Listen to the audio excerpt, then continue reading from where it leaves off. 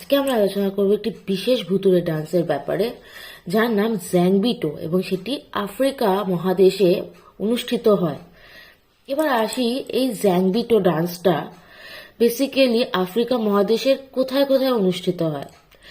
এটি অনুষ্ঠিত হয় গানা, টোগো, বেনিন, পশ্চিমী আফ্রিকা, দক্ষিণ পশ্চিম নাইজেরিয়ার বাদাগি শহরে এটি অনুষ্ঠিত হয়। এবং কারা এটি অনুষ্ঠিত করে? ভূত সম্প্রদায় বলে ওদের একটি সম্প্রদায় আছে, যে সম্প্রদায়ের লোকেরা এই ডান্সটিকে অনুষ্ঠিত করে এই সব জায়গাতে। এই যে ভূত সম্প্রদায়ের লোকেরা, এরা যে জ্যাংবিটো ডান্সটা করে, এটা কার উদ্দেশ্যে করে? এটা জ্যাংবিটো দেবতা আছে যার উদ্দেশ্যে তারা করে, এই জন্য এই নামটা হলো গিয়ে জ্যাংবিটো ডান্স, এবং এই দেবতা হলে জ্যাংবিটো দেবতা। কেমন দেখতে হয় জ্যাংবিটো ডান্সের পোশাক? একটা উল্টো কোণের মতো, একটা উল্টো কোণ যেটা ঘাস, লতা পাতা, খড় দিয়ে একদম সুন্দরভাবে বানানো, এবং সেটা নৃত্য করে ওখানে বৌদ্ধ সম্প্রদায়ের লোকেদের সামনে। এবং সেই সময় আফ্রিকাতে অনেক পর্যটক যায় এই ডান্সটা দেখার জন্য, তাদের সামনেও এটা নৃত্য হয়। এবং যখন ওখানে এক জ্যাংবিটো মাস্টার থাকেন, যিনি একমাত্র ওই যে দেবতাকে তার সাথে তিনি কথা বলেন, একমাত্র জ্যাংবিটো মাস্টারের সাথে, বাদ বাকি কার সাথে কথা বলেন না। তো তিনি তাকে উদ্দেশ্য করে বললে তিনি সেইভাবে কাজ করেন। তো যখন তিনি নৃত্য করেন এবং নৃত্যের শেষে যখন পরত টু পরত, লেয়ার টু লেয়ার খোলা হয় সেই স্ট্রাকচারটাকে, তো স্ট্রাকচারের ভিতরে কিচ্ছু থাকে না, কিন্তু সেটা লোকেদের সামনে নৃত্য করে।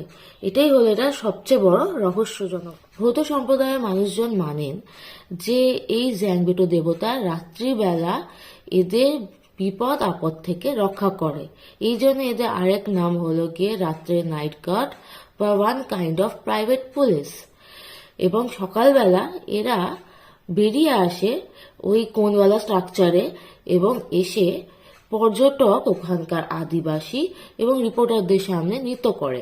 নৃত্য শুরুর আগে এদের মদ, মাংস এইসব অর্পণ করা হয়, তারপরে বলিদানও দেওয়া হয়, তারপরে এই নৃত্যটি শুরু হয় বা এই নৃত্যটি পরিবেশন করেন জ্যাংবিটো দেবতা সবার সামনে।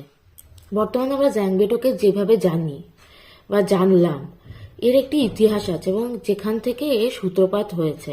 তো সত্যি কি সূত্রপাত মানে শুরু থেকে এটি একটি ভূতীয় নৃত্য ছিল, সেটা নিয়ে আমরা এখন বক্তব্য দেব।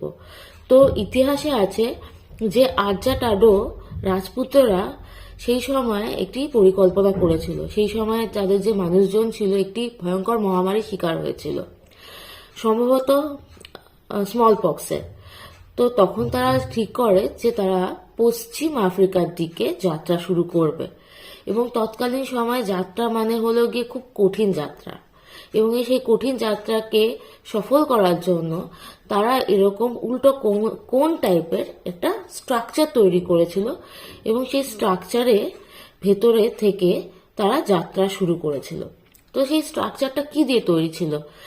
নারকেল, খেজুরের ডাল, নারকেলের পাতা, কলার পাতা, রাফেলের পাতা এবং শুকনো পাতা, কঞ্চি, বাঁশ এইসব দিয়ে একটি উল্টো কোণ টাইপের এরা স্ট্রাকচার তৈরি করেছিল। এবং সেই স্ট্রাকচারের ভেতরে তারা সকালবেলা রেস্ট নিত এবং রাত্রিবেলা তাদের যাত্রা শুরু করত, কারণ তারা ভাবতো যে রাত্রিবেলা যাত্রা করাটা তাদের ক্ষেত্রে সুবিধাদায়ক। এবং এদের মধ্যে কিছু লোকজন আছে, তারা কোনো সিঙ্গা বা বাঁশি জাতীয় জিনিস দিত, যা তারা বাজাতো ভিতর থেকে, এবং যখন ভিতর থেকে বাজাতো তখন সেই আওয়াজ শুনে আশেপাশের লোক থেকে শুরু করে কোনো জন্তু জানোয়ার ভাবতো যে কোনো ভয়ঙ্কর ভূত সেখান থেকে যাত্রা করছে, এবং তারা সেই স্ট্রাকচার বা সেই জ্যাংবিটো কোণটার আশেপাশে যেত না। এবং তারা কি করতো, সারা রাত এইভাবে যাত্রা করতো, এবং সকালবেলা তারা কোনো জায়গায় গিয়ে সেখানে সেই কাজ মানে স্ট্রাকচারটার ভিতরেই রেস্ট নিত। এটা হলো গিয়ে ইতিহাস, এবং এখান থেকেই জ্যাংবিটো নৃত্যটি প্রচলন হয়েছে বর্তমানে। কিন্তু ইতিহাস এবং বর্তমানের মধ্যে অনেকটাই পার্থক্য। ভিডিওটি শেষ করার আগে আমরা আসল ব্যাপারে আসি, যে জ্যাংবিটোর আসল রহস্য কি। এবার সেটা হলো গিয়ে আসল রহস্যটা আজ পর্যন্ত কেউ উদ্ঘাটন করতে পারিনি যে জ্যাংবিটোর আসল রহস্যটা কি, কিন্তু কিছু বিশেষজ্ঞরা আছে যারা এটা একটা বক্তব্য দিয়েছে। দেবতা বা কিছু, সেটা ওখানের হোক এখানের হোক, মূল্যবান তো সর্বদাই হয়।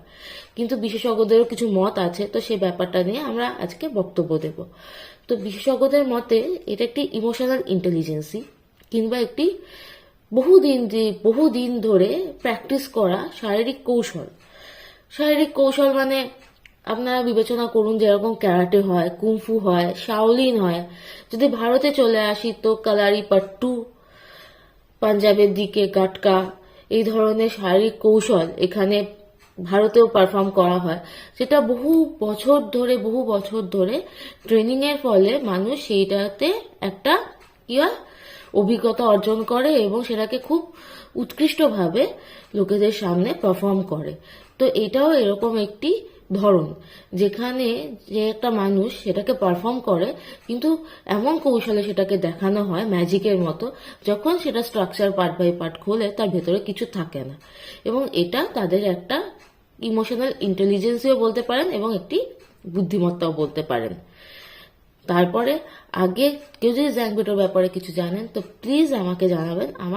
আমার আরো বেশি জানার খুব ইচ্ছা যে জ্যাংবেটো অ্যাকচুয়ালি কি। ধন্যবাদ। আমি ঋতুপর্ণা, আর আমার নট স্পেসিফিকে আমি নানা রকম ব্যাপার নিয়ে আলোচনা করব। আপনারা আমার ভিডিওগুলো দেখবেন আর প্লিজ লাইক সাবস্ক্রাইব করবেন।